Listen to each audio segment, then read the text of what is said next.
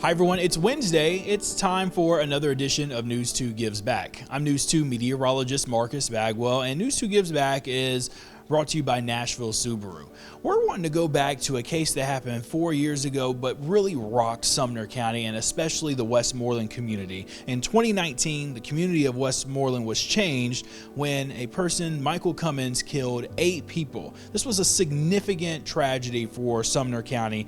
And in August of this year, of 2023, Cummins pled guilty to murder and is now serving 8 life sentences without the chance of parole. Now, 4 years later, we want to recognize the work of many departments and agencies, including the TBI, Sumner County Emergency Management, Sumner County EMS, the District Attorney's Office, and the Sumner County Sheriff's Department, along with THP. And today I'm joined by Chief Deputy Eric Craddock here on my right, and then DA Ray Whitley, and they're both here to talk about just some of the things that have taken place ever since that event unfolded 4 years ago. So Deputy Craddock, I'll talk with you first. This was a significant case for you all here in the county. And how are you all and the investigators doing after all of this? This was a very long process. It was an extremely long process. As you said, there were 8 people killed, 8 victims of this crime. It was the severity of this tragedy still ripple through the waters today, right? Our investigators, although the case is adjudicated and he's pled guilty and serving time in prison, these are scars that they'll carry with them for the rest of their lives. They saw things that really no human should ever have to see. I certainly am proud of their response. I'm certainly proud of the teamwork between the Sheriff's Office and every other law enforcement agency around. If you can think of them, they were involved and helped us make a successful resolution for this case. Yeah, absolutely. In general, this was one of the biggest things that probably Sumner County has seen in quite a while, and you helped lead this case here. Tell us about your thoughts on it, and are there any other action steps going forward with this?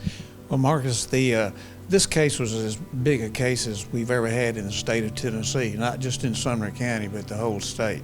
We had 8 people that were murdered, and they were murdered in a very brutal fashion. These are things that would really defy imagination as to how the people were killed. The case was put together by numerous investigators that did a great job from the Sheriff's Department, TBI, and all other agencies that came together. The case was put together well, and that's the reason that he pleaded guilty and took 8 consecutive life sentences without parole. We originally had filed a petition to have the death penalty imposed. I think that we would have been successful in doing that, but the case would have been on appeal for many, many years. And so we wanted to bring some finality to the victims' families and the people that were involved in the case. And so that's the reason he pleaded guilty, and I think that was a good resolution to the case. Yeah, absolutely. And one question for both of you, and I'll start with you, General, if that's okay. Tell us about the partnership with the agencies that all work together to help solve this and essentially put somebody away for the heinous acts that they committed. Well, it took a tremendous amount of teamwork, and everybody pitched in and worked together well, and we became a big team of investigators and prosecutors. Otherwise, the defendant never would have pleaded guilty in the first place. The case was airtight, and the defense attorneys realized that, and the defendant himself realized that, and that's the way and the reason that it ended up the way it did. Yeah, absolutely. Anything you would like to add to that, Deputy? Absolutely. When someone thinks about a case like this, Marcus, they think about the initial response and the arrest and the court process. I would encourage them to think about the dispatchers who took the initial call for service, who have to listen to that call for the rest of their lives in their brains. The initial deputies that responded to the scene made sure it was secure, made sure that evidence was preserved, and we rendered aid when we could. And then when we called in all the other assets from the state, the TBI, the THP, Sumner County is truly blessed for the law enforcement partnership we have with every agency in the state, and that is ultimately what helped us come to this successful resolution and give our community some closure. Sure, absolutely. Well, it's great work on both parts, starting with you all here in the field, working your way with the dispatchers also, and you to be able to help prosecute the case. Both of that is very important. And we would be remiss if we didn't also talk about, since we're here in Sumner County, the track of the tornado that came through this area too. Would either of you like to comment just how the community is doing from Hendersonville here through Gallatin too? This is it's a trying time, and we're right here in the holiday season. Oh, it's definitely a trying time. The tornadoes that occurred on Saturday evening are just another testament to what a great team of public servants we have here in Sumner County. Everybody from Hendersonville Police Department, Hendersonville Fire Department, Gallatin Fire Department, Sumner County Sheriff's Office, the Sumner County Emergency Management Agency. We all came together. We stood up the EOC.